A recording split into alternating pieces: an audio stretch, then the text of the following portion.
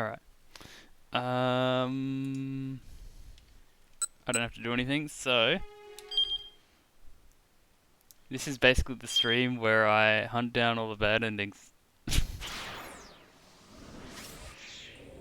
I have no idea if it'll go as well as the first two did. 'Cause I feel like I actively was looking for them at 2 PM and I couldn't find them.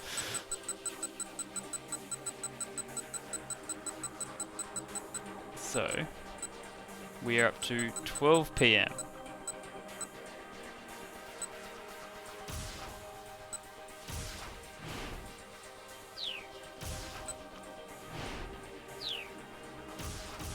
And I'm looking for the first opportunity to do something different. Hey Alex. It just out of nowhere decided I should just hurry up and do some of these extra endings that I missed earlier. So it's not like this isn't a proper stream, I suppose, even though I'll still save the VOD for posterity. But there's not going to be any like big revelations here. Oh, I wonder if he'll be still going by the time I'm done. Maybe I could join in then. I'm getting close to another level. Anyway, so 17, 18, 19, 20, 21 is missing. 25, no, okay, it's just 21 is missing. Well, so far I have, there are at least 50 bad endings. I've unlocked like 40 of them maybe. So this guy I could go very quickly, although I'm not sure exactly whose bad ending it is. So 21 is either... Wait.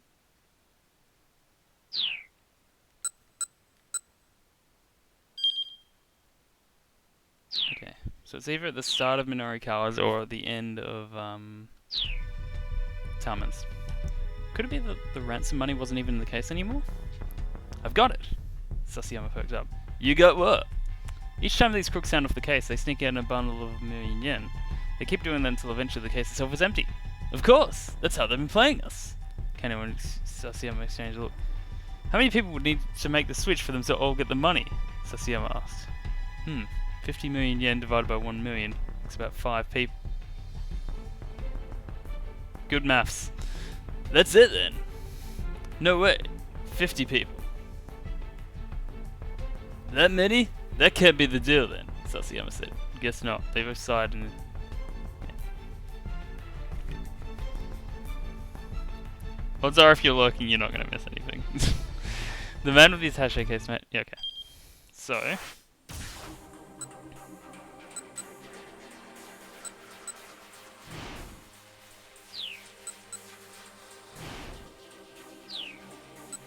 I'm not sure how this could go wrong, so maybe it's Tama. But how can Tama's go wrong? Again. Maybe this.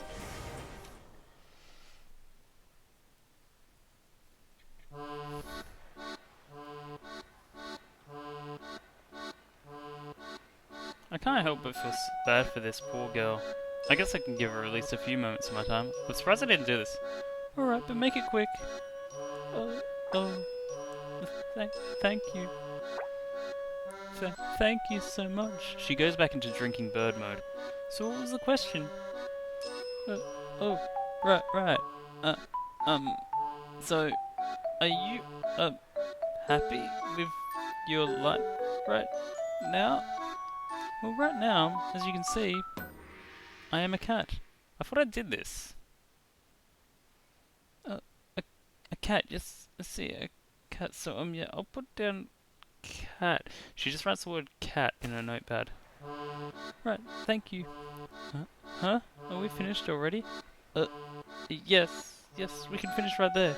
She hangs her head a little and looks away. That looks so sad. Well, that sure was quick. I'm not sure I get what that was all about. Ooh, but Tummers is going somewhere else. Did I really give her enough to be useful? I doubt it, but hey, at least it was over fast. I head off in search of the burning hammer once more. No worries, Effie. Enjoy the VOD, obviously. Um, no matter where I wander, though, I don't spot the truck anywhere. Now there's only 15 minutes before the demo is supposed to start. Honestly, how can I summarize it? I'm just getting bad endings. I'd better make my way back to the venue. Maybe Cheery had better luck in her search.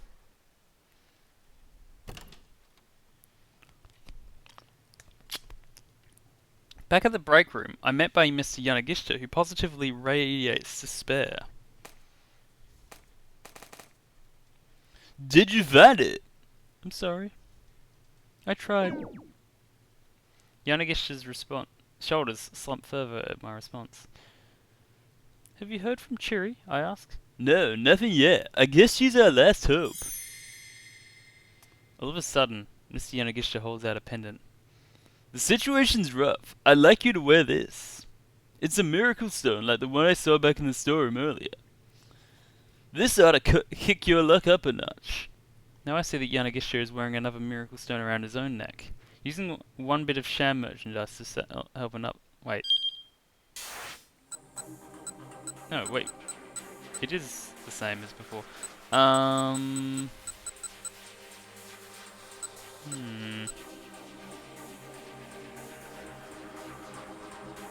If I tinker with some other people's, maybe Maria's goes wrong. That can't be it. That could be something. Problem is I don't know which of the two this ending is for. So I'm just gonna try some things.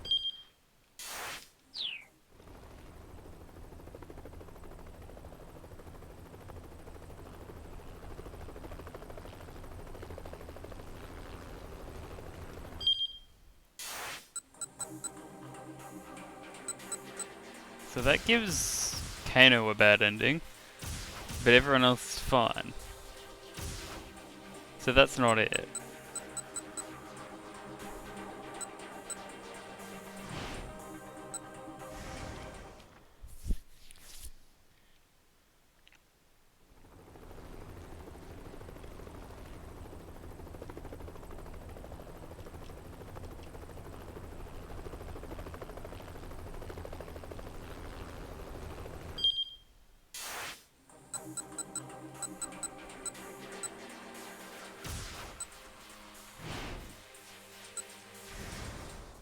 I have no idea how he could possibly affect Tama, but we gotta try some things.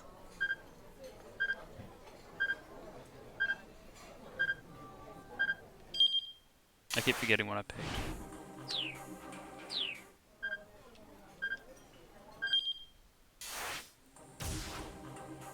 Ah!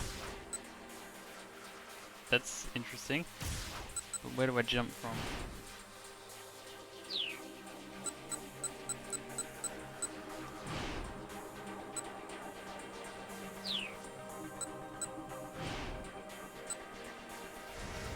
Maybe?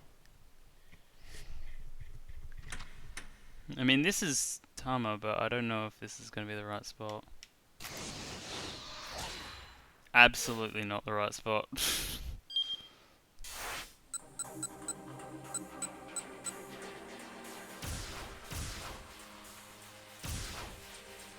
Oh, but I haven't done this part of Osawa, I guess.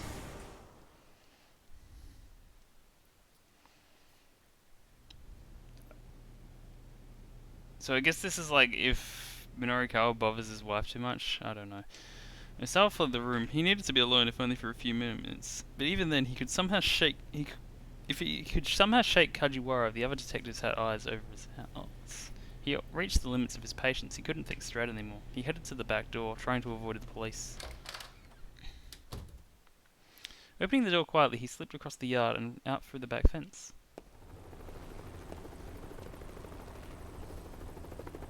He didn't want to venture too far from the house. He found a tiny alley and took cover there, thankful for a few moments to himself with us. While there, he caught sight of a man and young girl, a father and his daughter, running past on the main road. It looked as if they were running for something.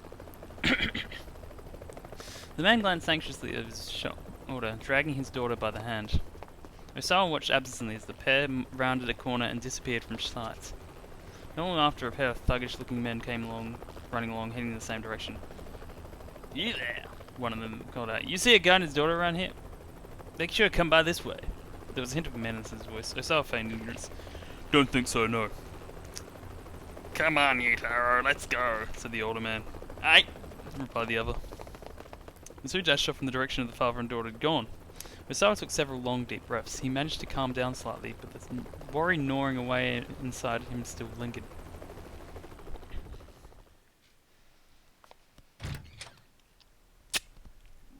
Osawa groaned inwardly when he got back in the study.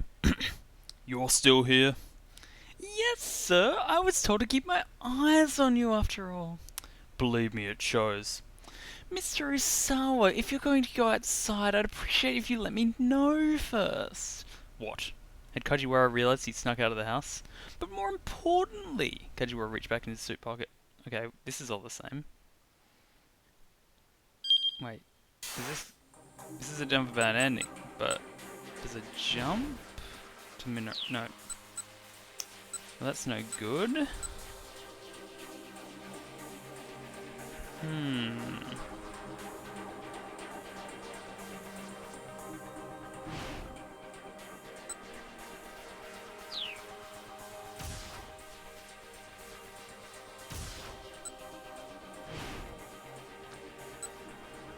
Ooh, I haven't done this one. So it seems I need a jump for Tama, but I'm not sure I can get it. They're in the middle of a job, but they couldn't just leave him like this. They should probably take him to a hospital. Kano offered to carry the bloodied young man, but Sasayama stepped in front of him. He quickly flashed the two youths his badge. "Oh crap, you a cop?" Oh shit. Sasayama, "Who are you kids with?" Wait, this is the same?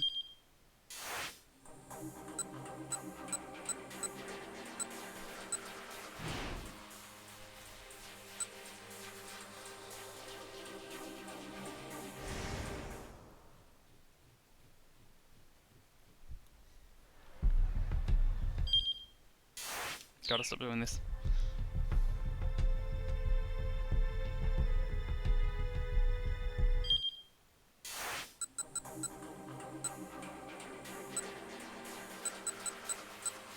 What did I pick before, because it seems to be changing nothing?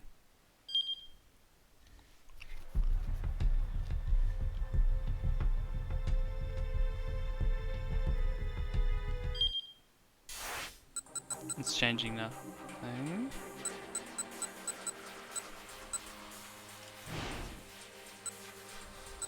That doesn't do anything.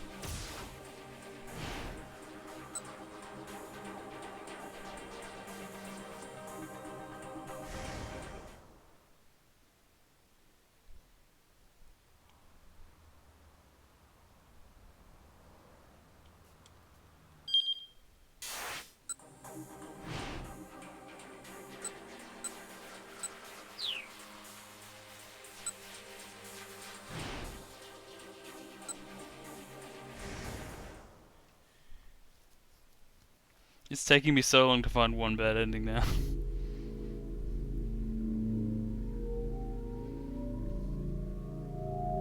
This does nothing though, I'm pretty sure the same thing happens either way. Indeed.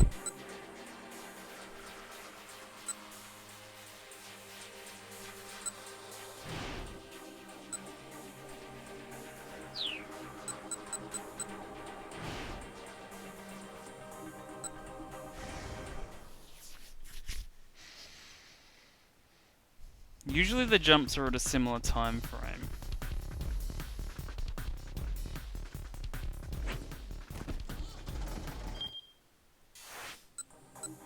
So now we have a new jump, but it's to Minorikawa.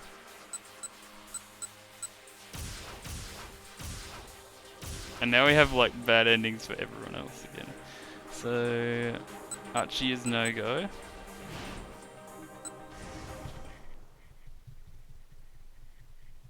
Truly, this is the puzzle game. Shit. And the puzzle is stop pressing Y.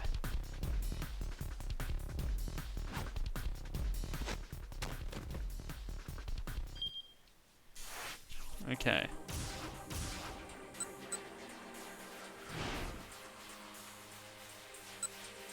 I feel like these can't matter, but I'll try them.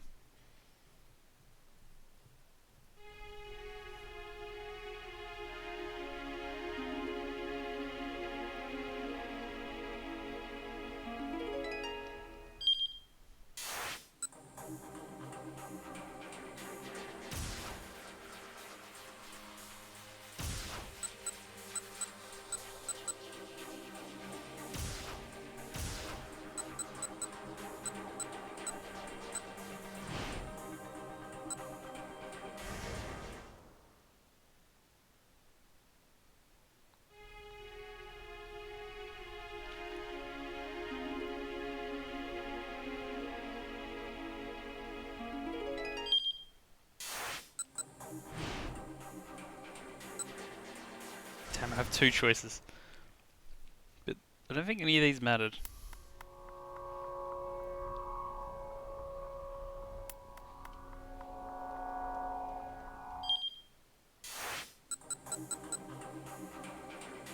Okay, apparently they mattered, but...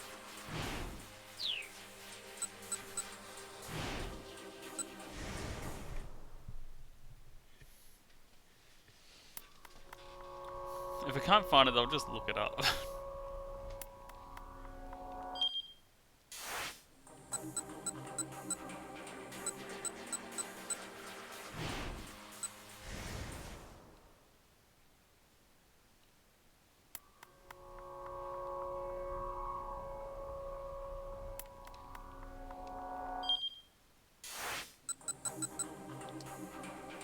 Just realised that, wait, they already had those bad endings there.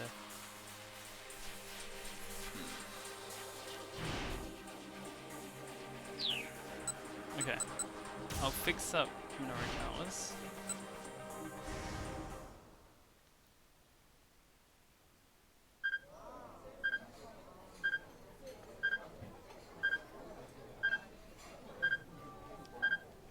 And does that fix everyone's? It does, but now I have no jump point.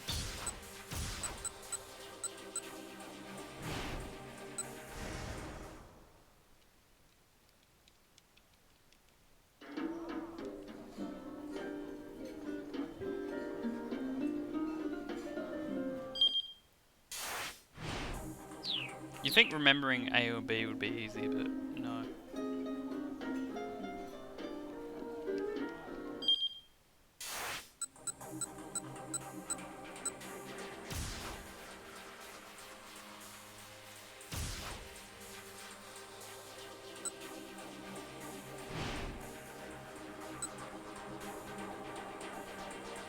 So there is a jump.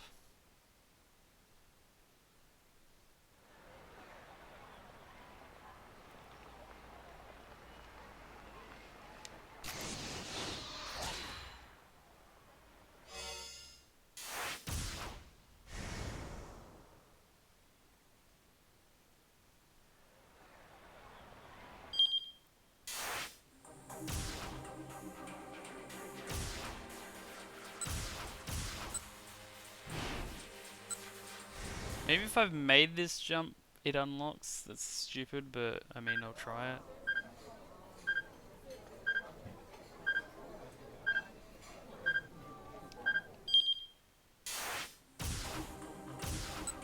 Because it is 12:35.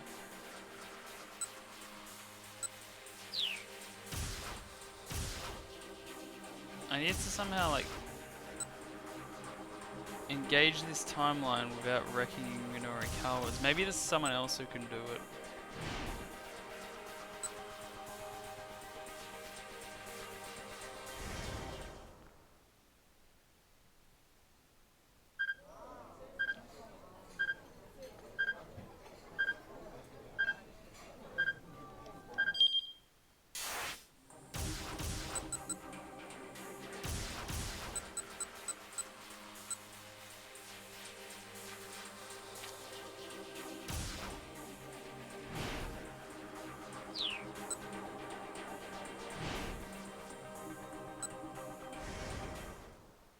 None of these changed it, did they?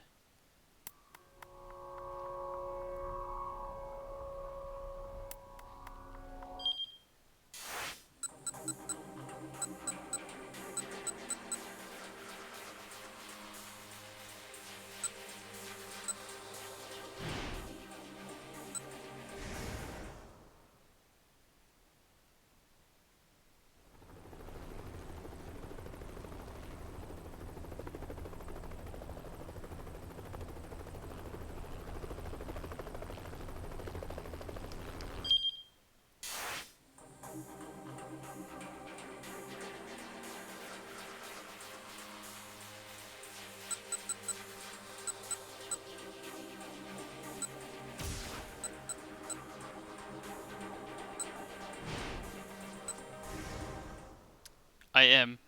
That's the only thing I'm doing in this stream. Except, evidently I'm not even doing that.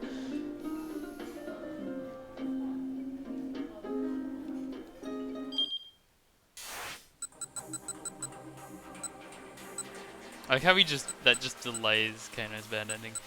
I think I'm gonna look it up. So the one I am missing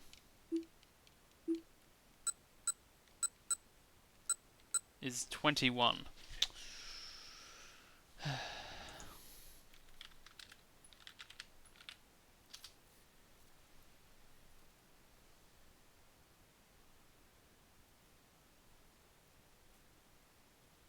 It seems to be Minorikawa's. I'll just check.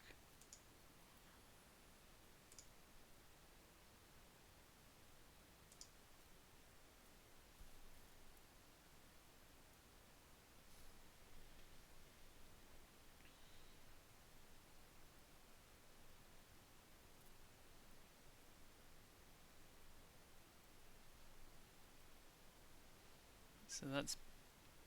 hang on. Okay. I may have it now.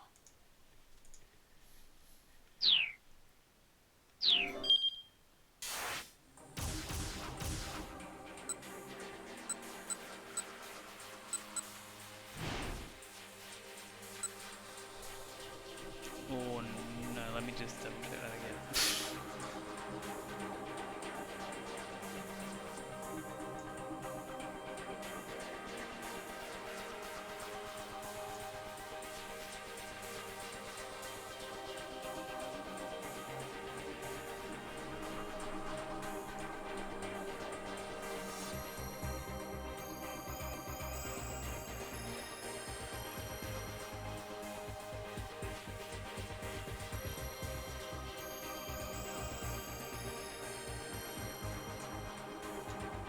Okay, so it is definitely on Minorikawa's timeline. I'm just not sure what's breaking it.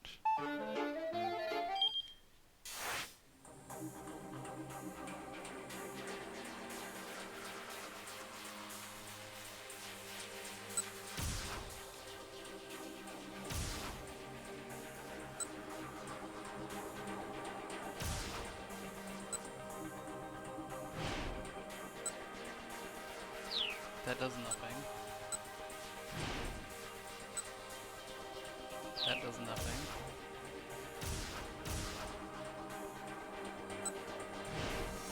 Maybe if I do this, it'll mess up, like, something else.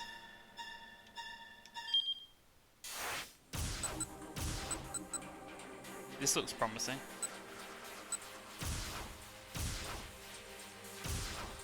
Unfortunately, I can't go anywhere.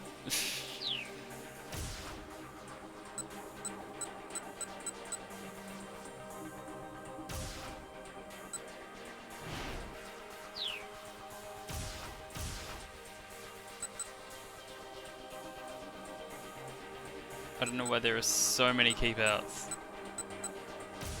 Hang on. That's just jumping to Tama. But it's the only jump I have.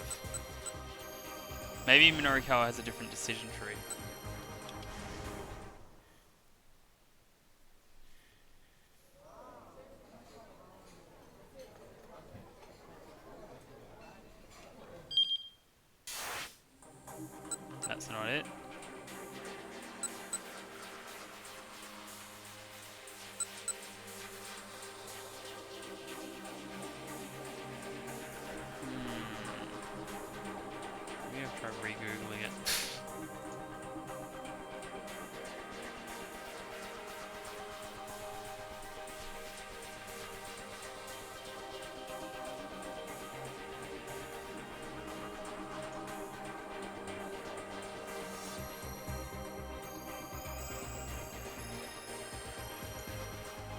Okay. I found a guide that looks legit. Considering the one I just looked at before was pointing at the absolute opposite of this.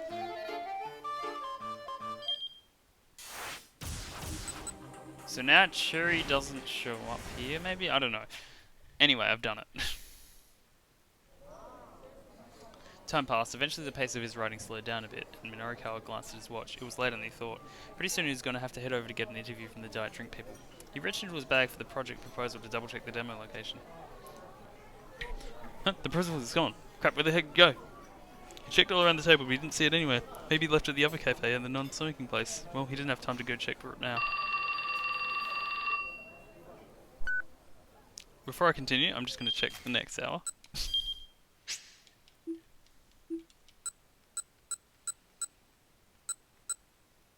So 25... 26 is missing.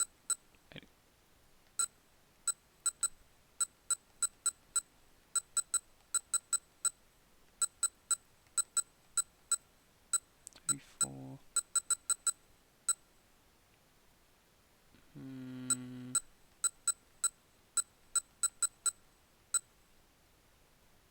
Inconclusive, but worry about that later.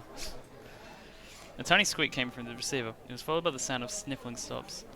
I'm sorry, I just... Shiaki? Was she done with interviews, maybe?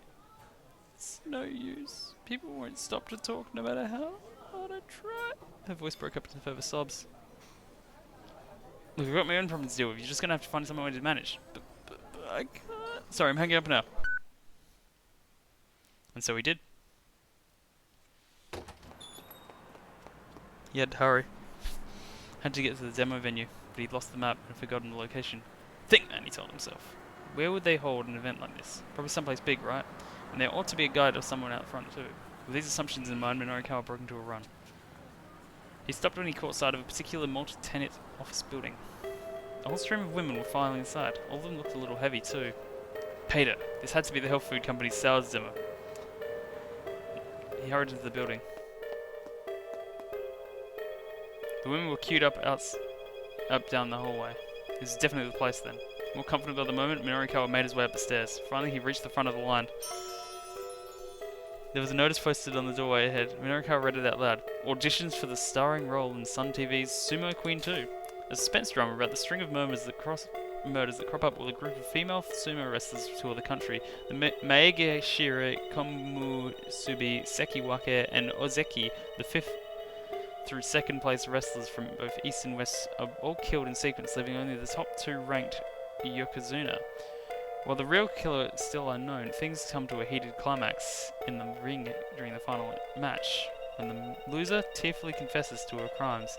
It's concluded the victorious wrestler, who had also been playing the part of the detective, sorrowfully looking the culprit in the eyes and stating, "It's off to the big house with you." That was worth it, obviously. It was a sequel series to a recent TV drama featuring full-figured actresses. That's it, Minorikawa exclaimed. A new project proposal springing fully formed into his mind. He felt as if he'd been struck by a bolt of divine intervention. Big bodies, bigger names. A new arena opens for aspiring plus-size actresses. Never mind the Diet Drink demo. This was going to be Minorikawa's big story.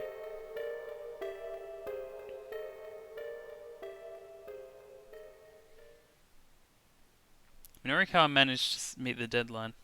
The show, however, wound up a massive flop. Sales of that issue of 4-star General Gossip were likewise lackluster, with unprecedented numbers of copies going unsold.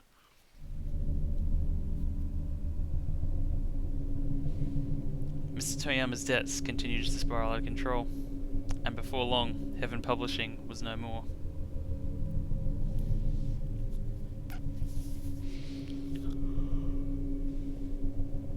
Damn, it'd be a shame if Toyama actually died in the main timeline.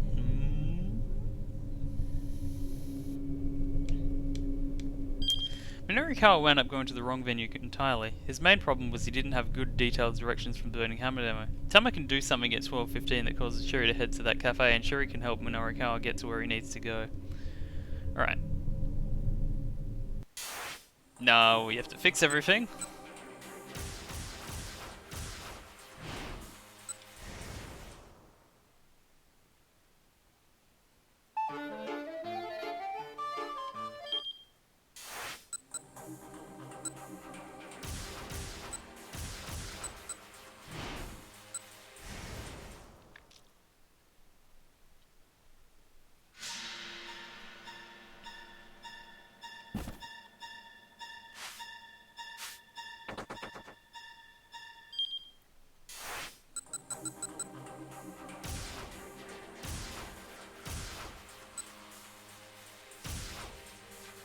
what did they do here? Is it because of this?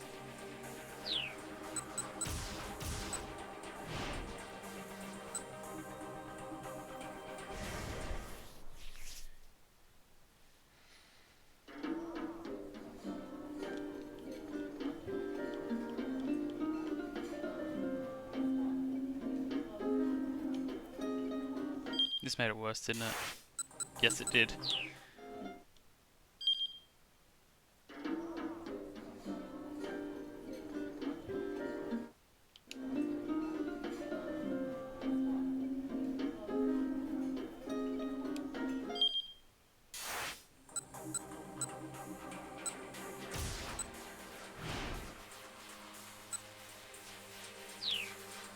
Oh yeah, yeah, I know why it's wrong.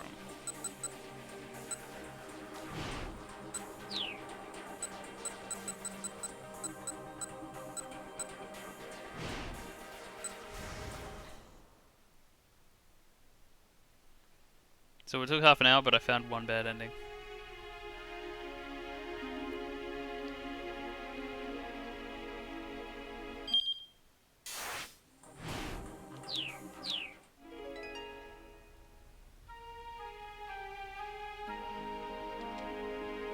No worries, you'll miss nothing. That's still not doing it. Wait, how do I get the... Oh, maybe this is it. It was on B originally.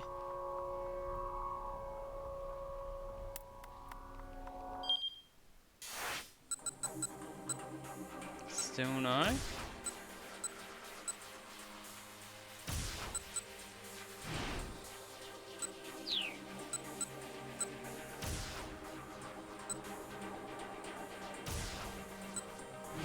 I had it on B before I started the stream. Maybe this is it.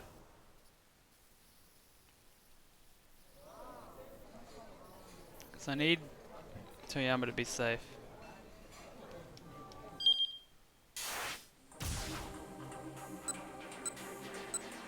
But this whole section is missing. And I'm not sure what I've done wrong. Maybe it's this. Actually, I'll just check. What does it say about Kano's time? That line. I mean, I feel like I know what it's going to say, but I'll look anyway.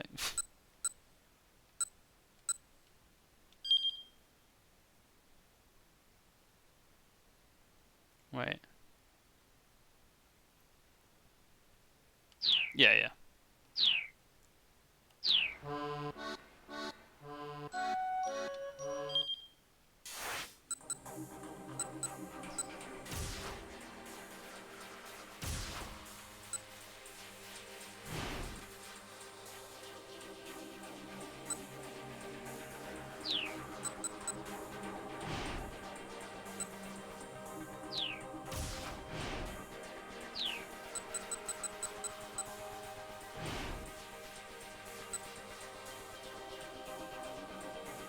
Hang on, I'll just do it this way.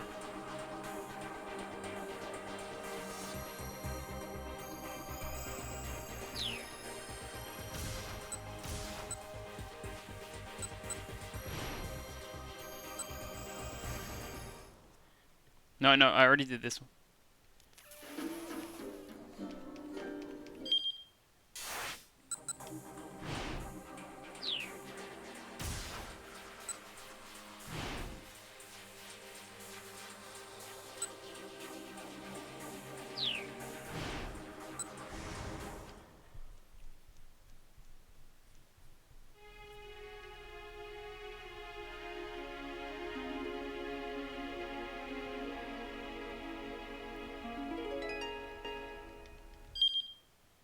There we go.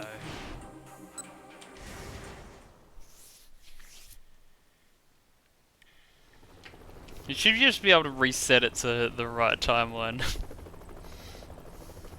after you've done the hour.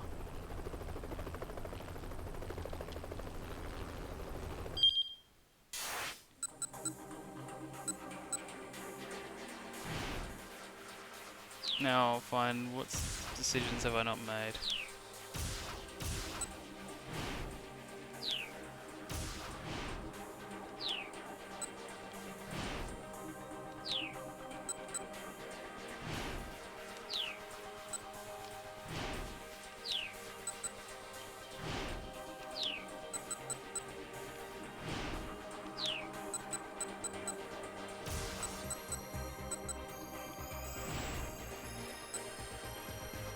Right, I feel like this is not gonna matter, but I'll do them anyway.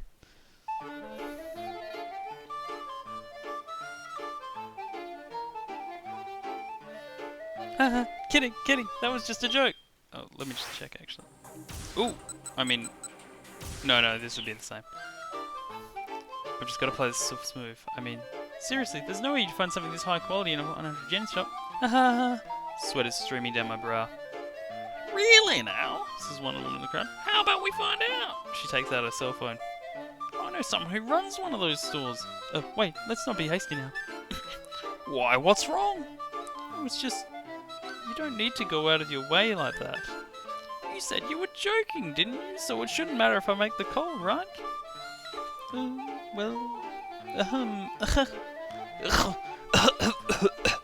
I slip into a nervous coughing fit.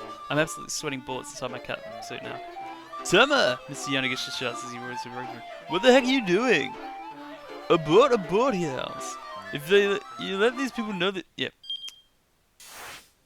Now we'll do the other one. Wait. Yep, that's not done anything.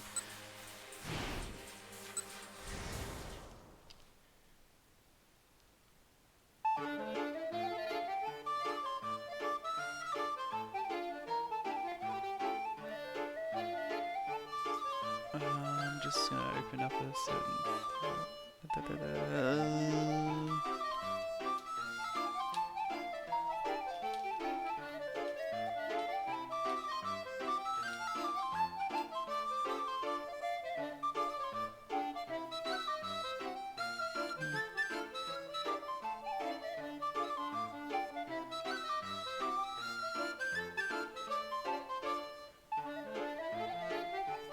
Right, bad.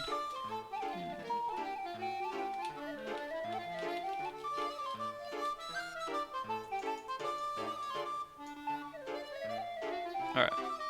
That's why I couldn't find it. Okay. Don't make me hungry. Hunker Lamb Chop.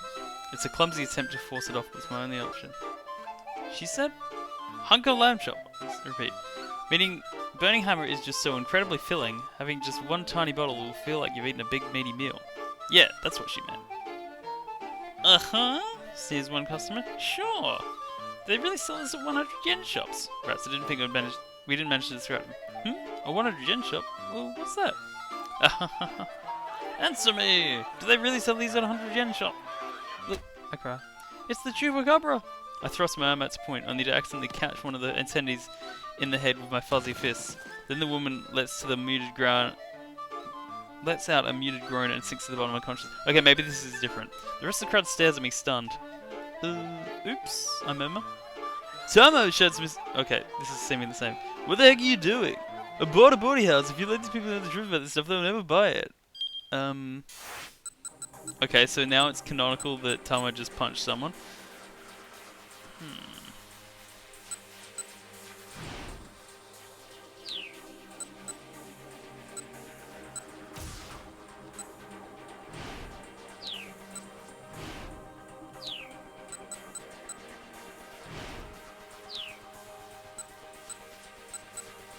I feel like I've done every option though. Because I really went hard on this one.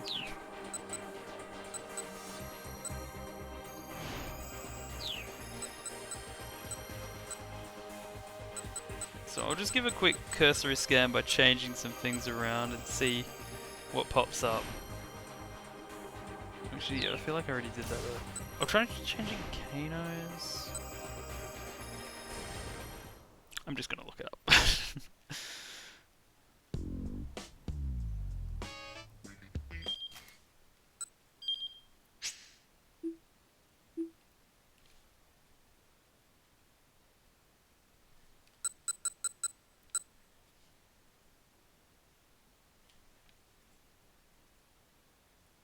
Okay, yeah, these are very involved.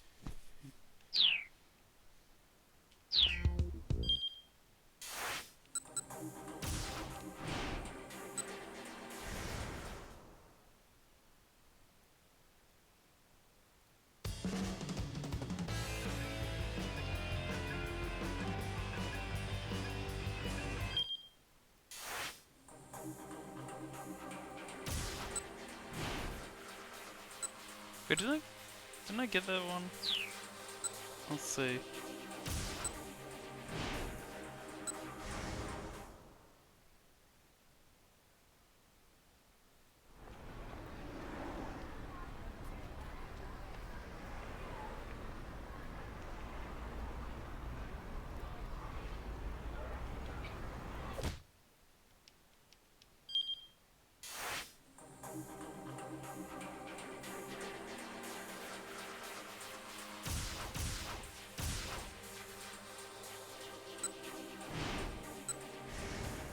This is gonna take so long to fix up.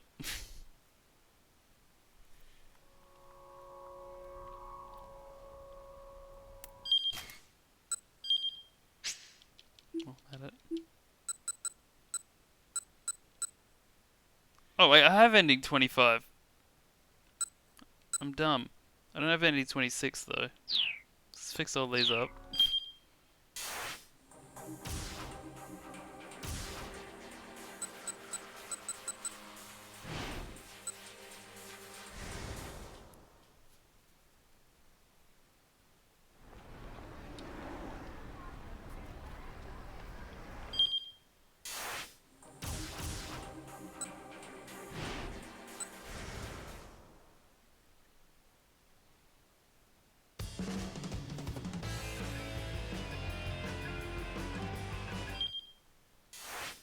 Okay, so this one's simple.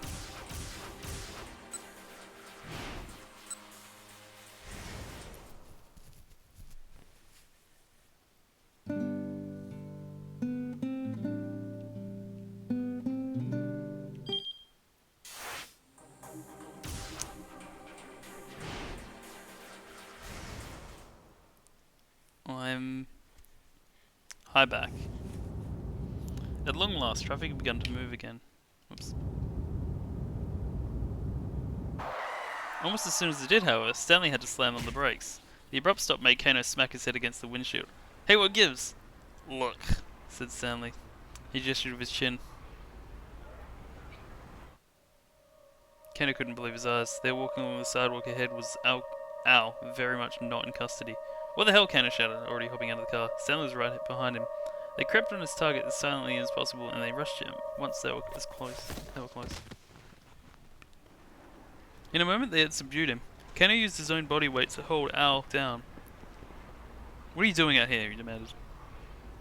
Well, I guess you didn't get the memo, huh? Al flashed a coy grin. They let me go. Let you go. I think your buddy here might have some hearing problems, Al said to Stanley. I'm a free man. Kano turned and stared, glad at Stanley. That's the first time he's ever spoken, I think. What's he talking about? No idea. First things first, get this guy back to the precinct. I'll head to the syndicate hangout by myself. You don't think this is weird, Kano asked? I mean, what the heck is this guy doing on the loose again? What matters is that he is free. Maybe he'll tell him the truth about being let go. That's ridiculous. Then I guess he must have escaped on his own, Stanley replied. In either case, your buddy screwed up royally. Now it's on you to unscrew things. None of this sat right with Kano, but the fact remained he couldn't just let Al go. He gave Stanley a detailed directions to the hangout and the car sped away towards Yoyogi. Then Kano heading back to the precinct with his captive trying to reassure himself that he might learn something from questioning Al that would resolve the case.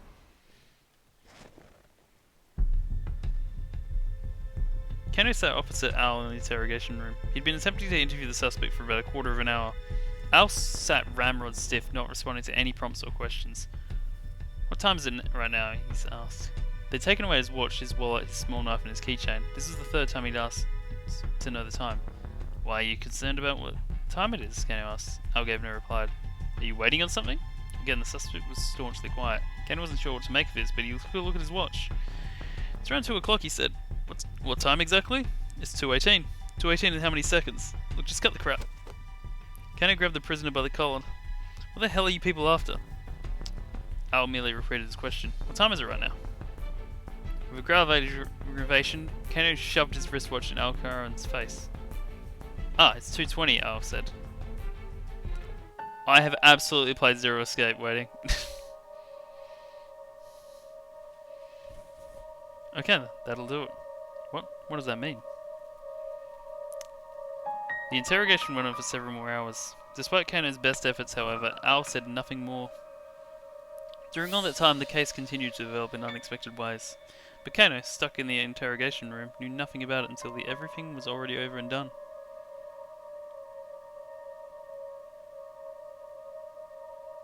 With a weird bad ending. While Kano performed admirably in recapturing Tariq Al, ironically his action actually disrupted the investigation. But maybe letting the syndicate run free for the time being was the right call. Someone can do something at 140 that throws a wrench into Kano's activities due to the involvement of unrelated parties, and Kano's reaction will make the investigation play out differently.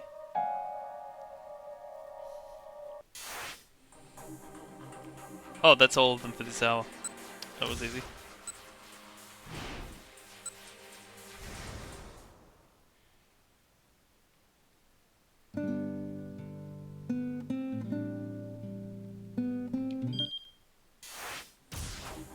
How does that make it different? Like, oh yeah, it's because he's here. Okay. Next hour.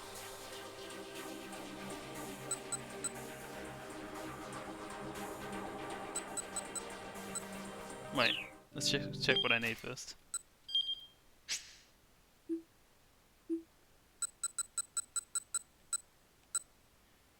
So I'm missing 35, 36,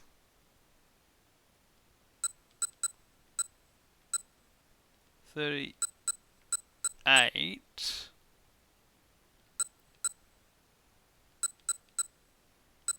And that's it.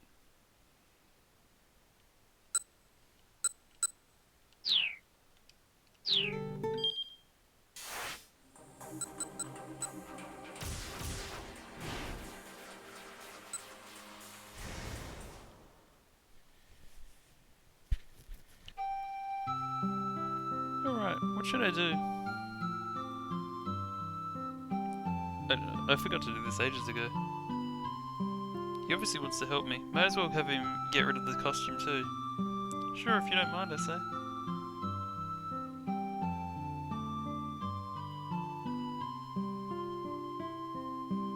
I pay him the 30,000 yen, take the necklace and leave the knick-knack shop. Sega! A few minutes later... Wait. I'll just... Okay, there's nothing up here.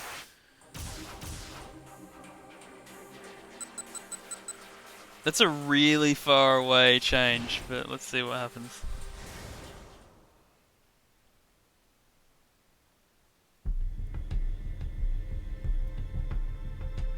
"10 minutes later, Madeline and Klein and back." Oh, wait.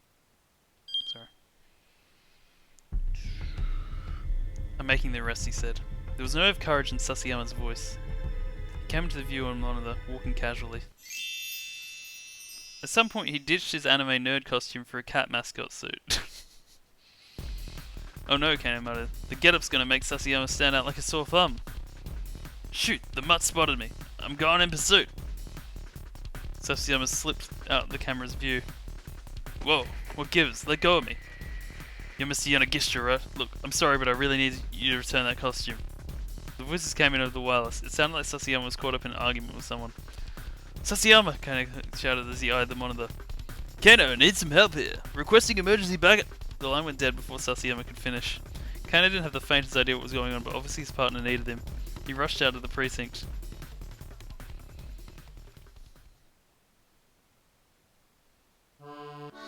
When he arrived on the scene, he saw Sasayama still in the cat suit, caught up in a scuffle with a man he'd never seen before. There was no sign of Al. "Sasayama, what's going on?"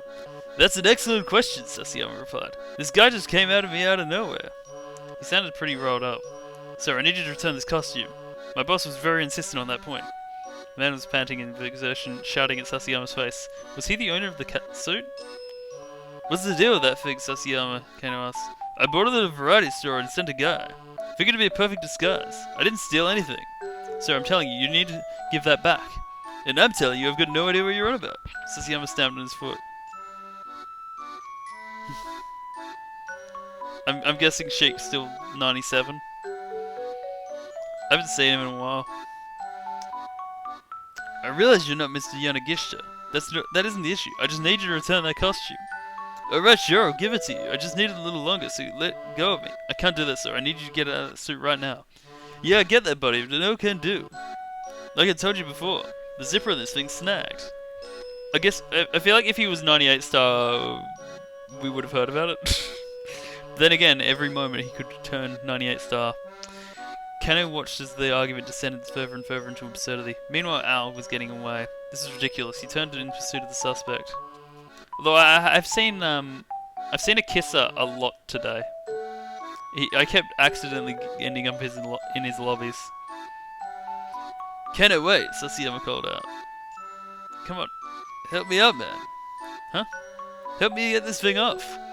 Now really isn't the time for this, Kano replied. I'm going after the suspect. Oh, I get it. You're gonna ditch me so you can take all the credit for yourself. Whoa, what? I was this close to nabbing the guy. That arrest is mine to make, and you know it. It wasn't as though Kano couldn't emphasize it. If Sasayama hadn't been blindsided by this random stranger, he probably would have caught Al just fine. Alright then, Kano said. He reached for the zipper at the back of the catsuit. But as Sasayama said, the metal fittings were snagged and refused to budge. Hurry up! I'm trying! There wasn't time to do this slowly and carefully. Kano yanked down on the zipper hard. Stop! The stranger shrieked in alarm. Don't be so rough like that. But if I don't, I'll never... You mustn't! If you aren't careful, you'll cause a malfunction. Malfunction? What the hell was this guy talking about? Kano got an even firmer grip on the zipper and pulled again.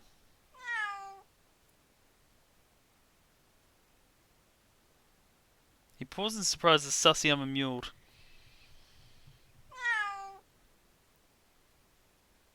Effie, I thought you went to bed. Again, Sasayama let out a little cry. Except it didn't sound like Sasayama's voice at all. Guys, Sasayama said, there's someone making a rumbling noise inside this thing. He sounded pretty alarmed. Uh-oh, said the other man. It has started. His face went pale. What are you talking about, Sasayama demanded. What started? The man hesitated, then seemed to come to a decision. I know about as much as you do in this situation, Alex. Well, you see, this is no ordinary cat costume. Meaning what exactly? Our shop rented this unit out by mistake. Oh, I had no idea it was anything so horrifying. Not until the boss filled me in a little while ago. What's horrifying? You're not answering the question. The man's gaze grew hollow and distant. Cats, he said. Someone set us up the bomb. All your base belong to us. For a moment, there was only silence. Then Sasayama spoke up nervously.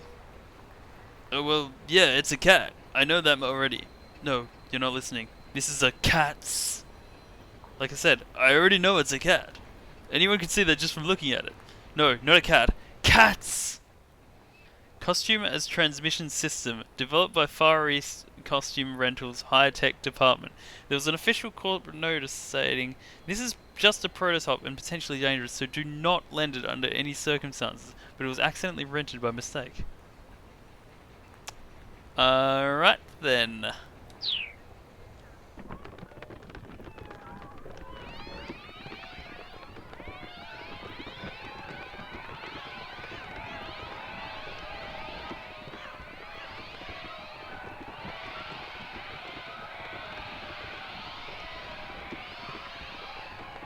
I know you can read my thoughts, boy.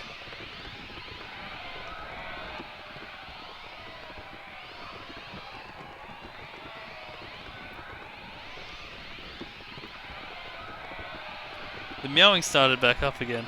With each new mew, the sound got faster. Soon it sounded less like a cat and more like some mechanism that was whirring about.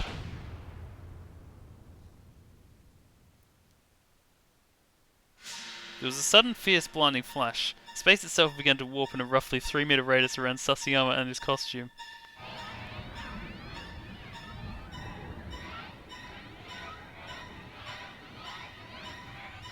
A moment later, Kano and the others had vanished.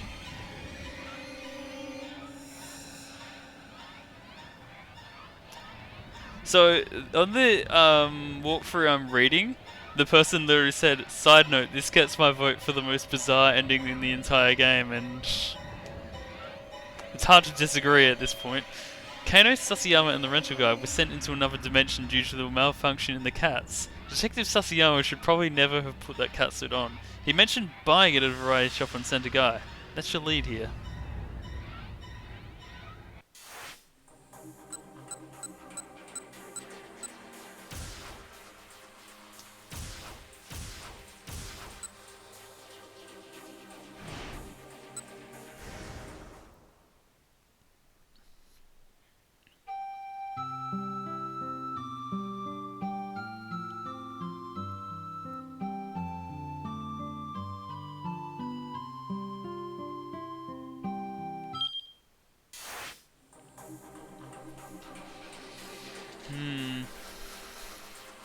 Like, I mean, if he just really grinds it out, he should get there first, easy.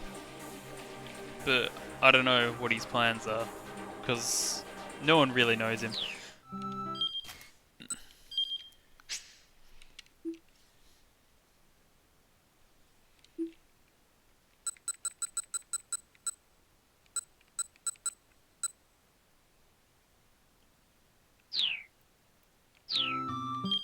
Maria is causing another bad ending.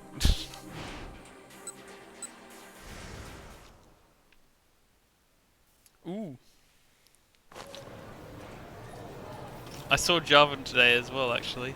It was nice to see him actually playing. He doesn't always. Maybe we should hide someplace where there are fewer people. I scurry for one of the far corners of the floor.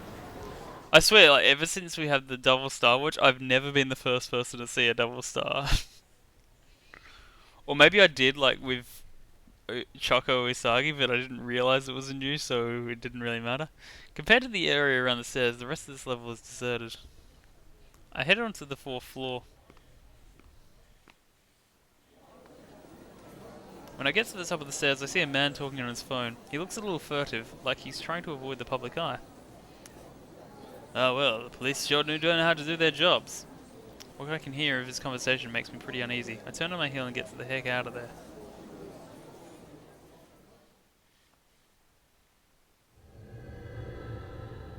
I mean, I've KO'd Dorami before, so like, I mean, that's probably better.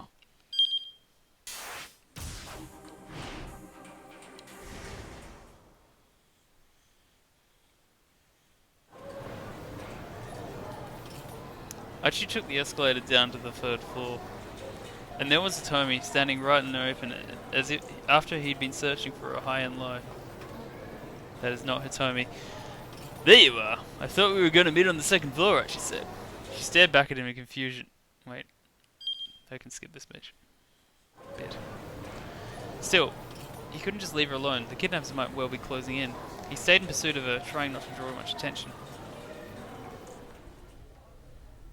He headed in the direction Hitomi had gone and came to a stairwell. What the hell is going on? Had she gone up or down? Archie frowned in consternation.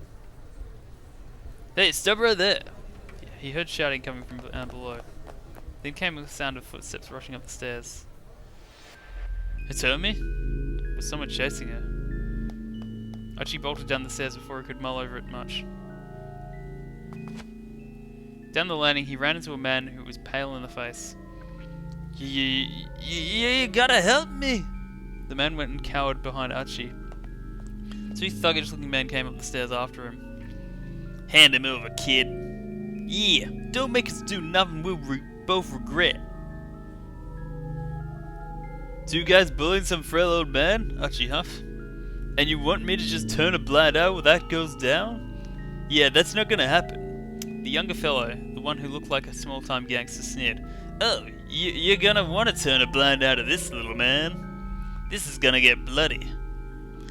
By the way, she asks, if you see a girl around here, super cute, about yay to... The gangster suddenly threw a jab at his right with his right fist, and Archie dodged on reflex. The punch wound up catching the man hiding behind him in the face instead. Oh, whoops.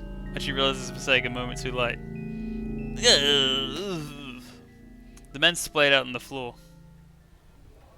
Whoa, my bad, Gramps. You okay? Archie hunkered down and slapped the man in the face.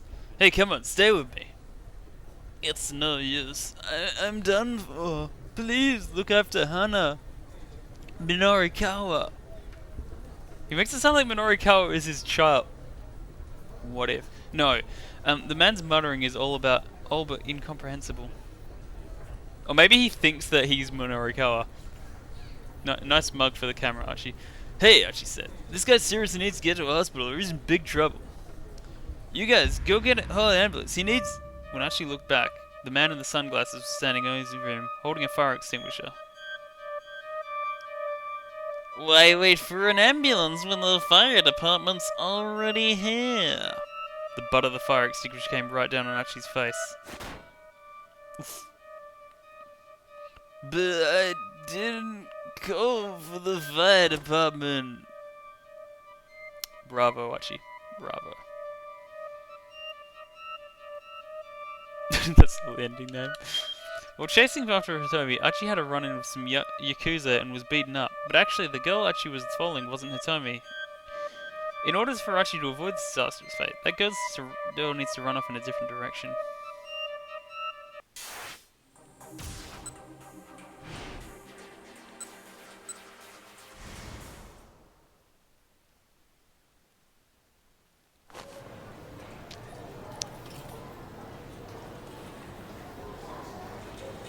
Now, which one am I missing? I think I was just missing one more.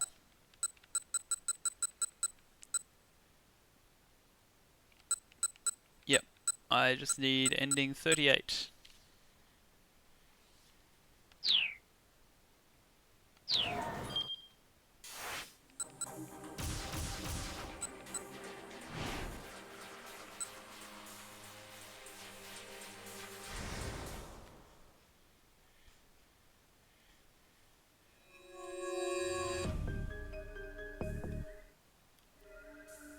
It's always you.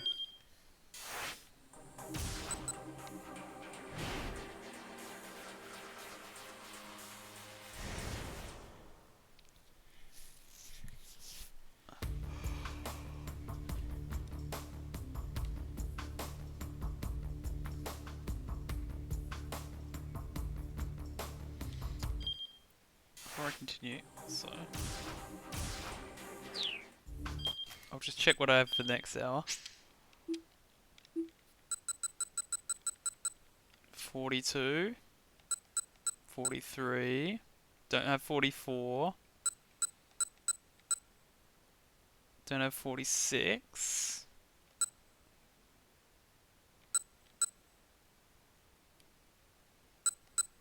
okay.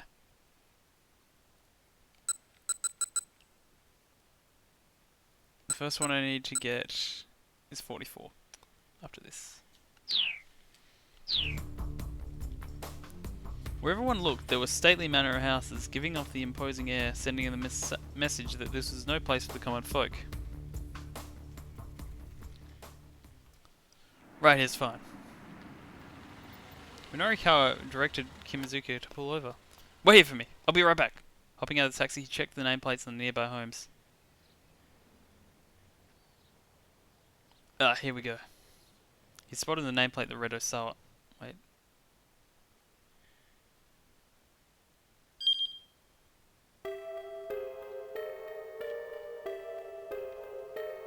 Oh well, I better come back later. Minorikawa decided to better get to his next interview. He started to head back to the taxi. The front door flew open. Several men came rushing out and surrounded Minorikawa. What? Minorikawa blurted. What gives? We have material witness A in custody. Huh? Material witness A? What are you talking about? Just who do you think you are? I am. I'm Minoru Kara. Come on, let me go. It's because they think he's after Osawa. Despite his protests, the men held on to him, flashing police badges. They refused to explain what was going on. This is unlawful arrest. All it takes is one blow from me and you all get fired. Do I make myself clear? Are you even listening to me? Hey, listen up. Listen to me. But Minoru Kawa's voice was drowned out, lost amidst the detective's frenzied shouting.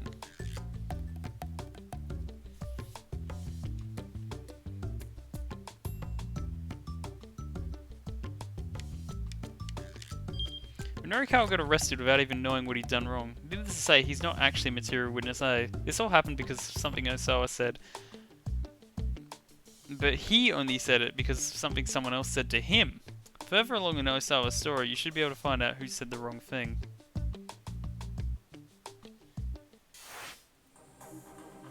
Alright.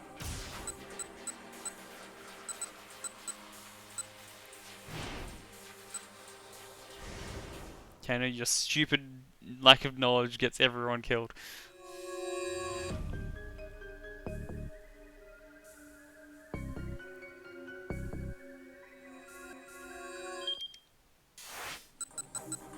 Oh wait, I picked the wrong one, didn't I?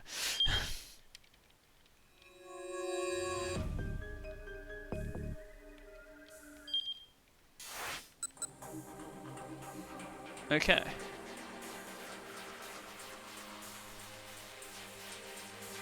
I mean, this one's simple enough. It's all on Archie's path.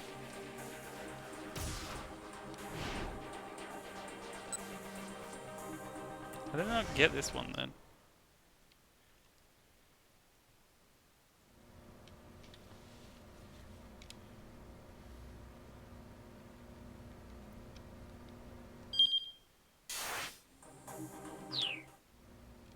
So, there's something I'm curious about. Archie continued to track the seedy-looking man. The weirdo rushed into a knick-knack shop and sent a guy. Soon after, the man with the coat appeared and followed him into the shop. Aha! Looks like he snatched that guy's computer! Moments later, the weirdo came rushing out of the shop and sprinted away again. He wove through the narrow alleyways with cat-like alacrity. Archie did his best to keep tabs on him, but the man managed to give him the slip. Wow, Hitomi said. She too had been watching closely. I'm kind of impressed. Mind if I keep at it? Archie asked. Sure. He continued scanning the camera images, trying to locate the guy again. At this point, even Hitomi was invested in the quest to find the fugitive. But minutes passed and they didn't spot him. Archie was on the verge of giving up. I think I just changed it because of this phone call, damn it. Oh, that's me. Hitomi took out her cell phone. It's an email from Mr. Found him! Archie cut Hitomi off. Damn, if only they continued. This guy was in the back alley, off-center guy. He was talking with someone. Huh? Is that? Archie blinked a few times. Ooh! Ooh, this is new. A few times as he leaned in close to the screen. Hitomi, you have to come look at this. Ah, that's my sister. Hitomi boomed with excitement. For real?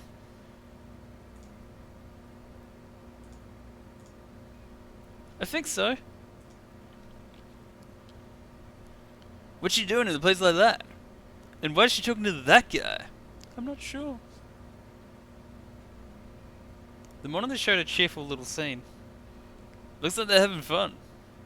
Guess since they're twins, they're both into older guys.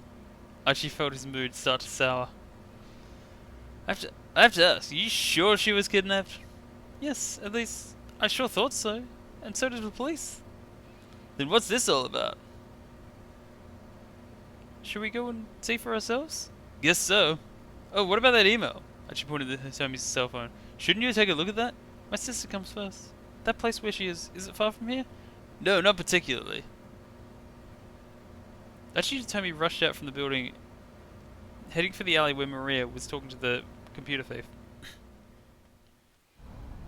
It wasn't long before they were closing in on their destination, but as they headed down a narrow side street, a familiar figure suddenly appeared to bar their way.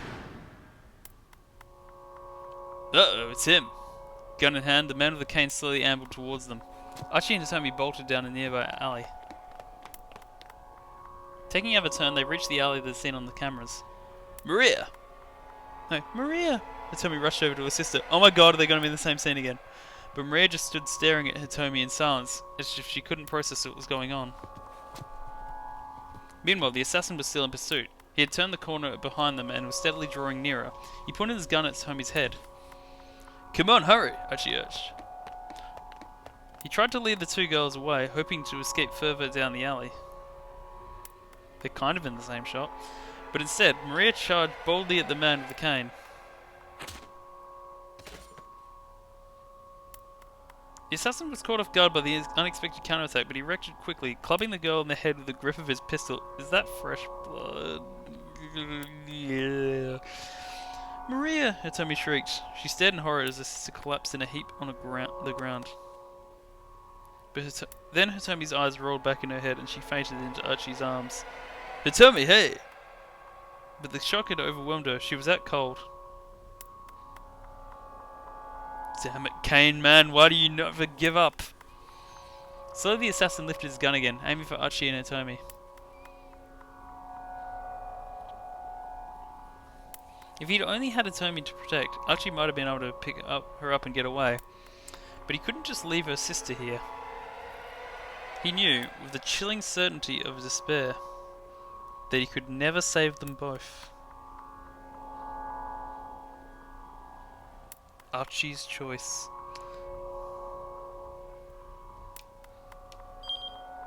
Finding Maria had seemed like such a stroke of luck, but it led to Archie and Hitomi running right across the killer's path.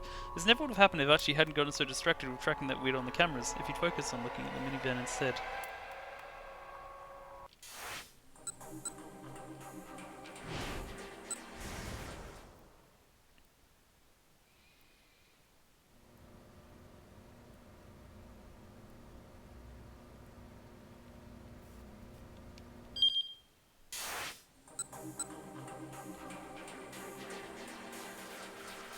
Oh wait, let me just double check which one I need.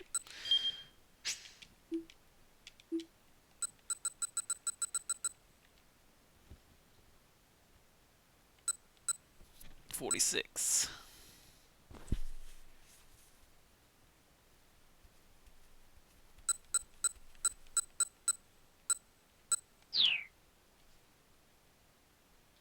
Wait. Oh shit, it's the same thing, it's just in her perspective. I'm an idiot. I didn't need to change it.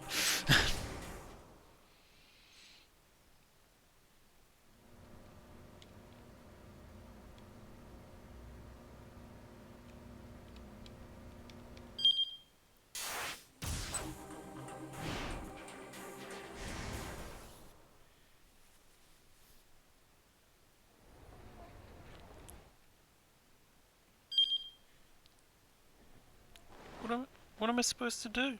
I hang my head in total loss. The necklace around my neck sways idly to and fro.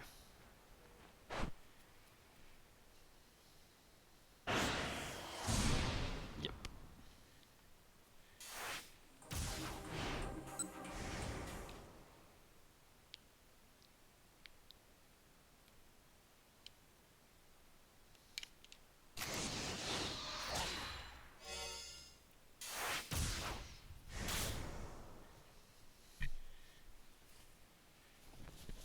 Suddenly I hear someone call out, Maria! Huh? I spin around and see a young girl running towards me. She kind of looks like me. Behind her are two men. One of them is the man with the cane. He raises his gun and aims it at her. Oh no, he's going to shoot her! The instant I realize what he's doing, I'm lunging towards him. He shifts his grip on the gun and clubs me in the head. I stagger against the wall trying to keep my feet, but my legs buckle under me and I crumple on the spot. Hang on.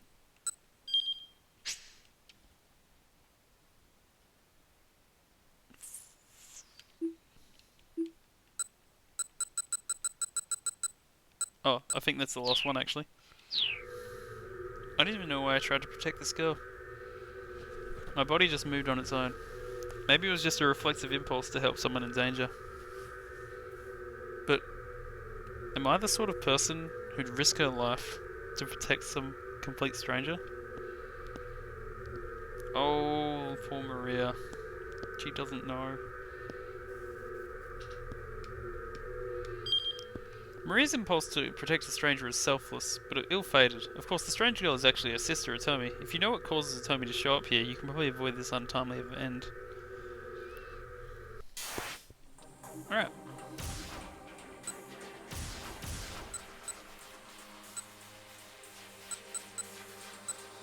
Wait, I've gone too far.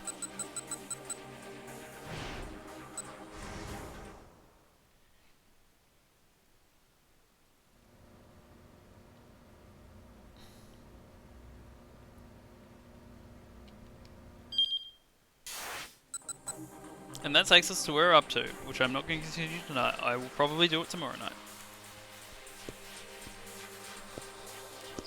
This was just the dumb, pointless bonus stream.